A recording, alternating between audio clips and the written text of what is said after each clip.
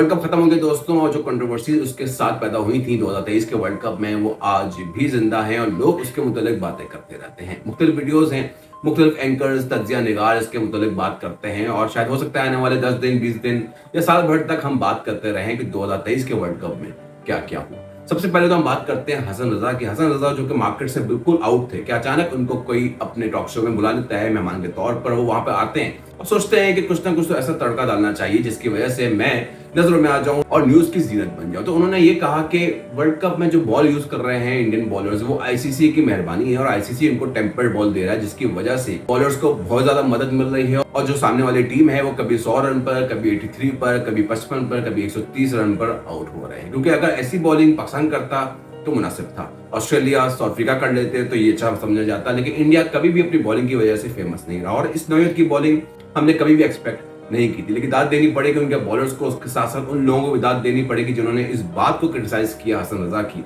जिसमें वसीम अकरम, मोहम्मद शामी और अश्विन शामिल थे, जिन्होंने सख्त क्रिटिसाइज किया और ये बताया कि जी वर्ल्ड कप बहुत बड़ा प्लेटफॉर्म है, ऐसी बातें मुनासिब नहीं है, क्योंकि ऐसी बातें कर लेने से आप एक बहुत बड़े टूर्नामेंट पे एक क्वेश्चन मार्क लगा रहे हैं। आपकी टीम अगर अच्छा परफॉर्म नहीं कर रही, डजंट मैटर, सामने वाले में कोई झोल है। उसके बाद दूसरी कंट्रोवर्सी आई जब मोहम्मद रिजवान ने एक बेहतरीन 133 रन की इनिंग खेली श्रीलंका के खिलाफ और उन्होंने ये जीत फलस्तीन के मुसलमानों के नाम की। उस पर बहुत शोर मचा इंटरनेशनल मीडिया की तरफ से कि एक स्पोर्ट्स पर्सन को ऐसा नहीं करना चाहिए था, लेकिन बहुत अच्छे रिमार्क्स भी आए। वो रिमार्क्स को इस तरह से थे कि इनका अपना ईमान है, अपना फेथ है, तो अगर उन्होंने किया है तो उनकी मर्जी है, इससे क्रिकेट का कोई लेना देना नहीं है। इवन पैट कमिंस ने भी बहुत अच्छा बयान दिया, उन्होंने ये कहा कि रिजवान का पर्सनल इशू है तो उसके ऊपर मौजूद पर हमें बात करना मुनासिब नहीं है।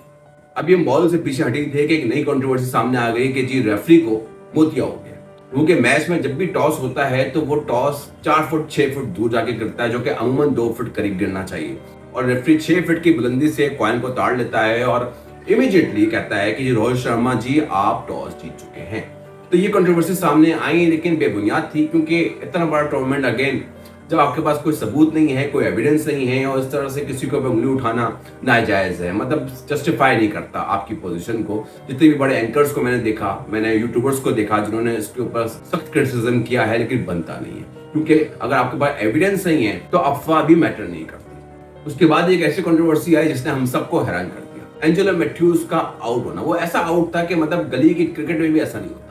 जिसमें शकीब उल हसन ने वो लॉ दोबारा जिंदा किया जो कि पिछले 140 सालों से कभी भी इस्तेमाल नहीं हुआ था। शायद पूरी बुक पढ़कर आए थे वो और जानते थे कि आईसीसी के रूल्स क्या हैं, तो उसके मुताबिक उन्होंने एंजेलो मैथ्यूज को टाइम आउट करवाया। हालांकि नाजायज भी था, शायद इसमें एम्पायर की भी गलती है, क्योंकि वो तैयार थे बॉल खेलने के लिए कि सडनली उनके हेलमेट में कोई माल फंक्शनिंग हो जाती है, जिसके बेसिस के ऊपर वो क्लेम करते हैं कि जी मुझे नया हेलमेट ला के दो। लेकिन जो उस वक्त जो कुछ भी हुआ वो आपके सामने, और उस वक्त एम्पायर ने शकीब की बात सुनी और उनको इमीडिएटली टाइम आउट का ब्लेम डालकर उनको वहां से चलता बना दिया, जिस पर लोगों ने सख्त तनकीद की। हर तरह के तज्जिया निगार, एंकर ने और इवन उन बांग्लादेशी एंकर्स ने इनको क्रिटिसाइज किया और तिब्बत से उनकी बधाई। चलिए ये तो कह सकते हैं कि एंजेलो मैथ्यूज इस वर्ल्ड कप में श्रीलंका के लिए कुछ कर तो नहीं सके, लेकिन इस फैसले की वजह से वो पूरी दुनिया में, क्रिकेट की दुनिया में मशहूर हो गए। यहाँ तक कि जब पाकिस्तान और साउथ अफ्रीका का मैच था तो उसके अंदर हारिस रऊफ की बॉल पर एंगीडी का आउट नहीं दिया गया, जिसके बाद ये बात सामने आई कि वो आउट था, आउट देना चाहिए था।